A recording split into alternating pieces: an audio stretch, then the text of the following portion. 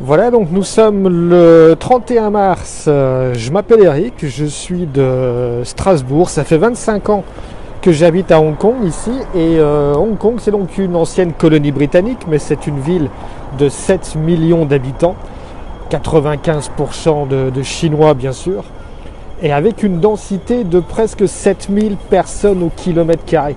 C'est-à-dire une densité 60 fois supérieure à celle de la France. Et aujourd'hui, après 3 mois d'épidémie, on doit compter environ 600 cas et seulement 4 décès liés au coronavirus. La grosse différence par rapport aux chiffres auxquels on assiste aujourd'hui, et c'est dramatique en Europe, aux États-Unis, c'est que ici, comme vous le voyez, 100% des personnes portent le masque. Tout le monde porte le masque dans la rue. Il n'y a pas de confinement, seules les écoles sont fermées.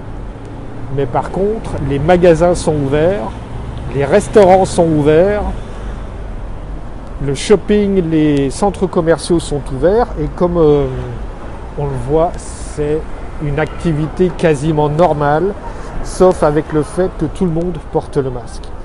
Si on compare par rapport à New York, qui a aussi 8 millions d'habitants et qui compte aujourd'hui jusqu'à 500 morts par jour, c'est dramatique. Le port du masque ici fait toute la différence.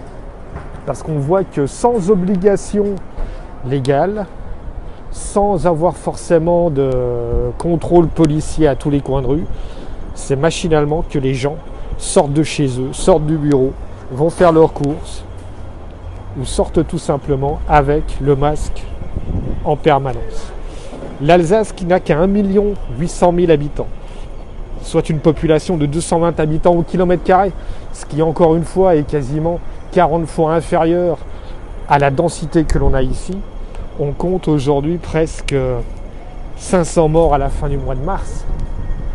Ici, on est à 4 décès en 3 mois. Cette différence de chiffres est vraiment impressionnante, surtout pour moi qui vis à Hong Kong, qui suis alsacien d'origine et de cœur, et de voir à quel point en Alsace, la situation est compliquée, la situation est tendue, la situation est difficile.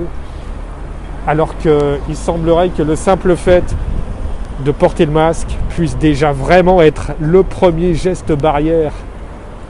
Au niveau collectif, ça fait toute la différence.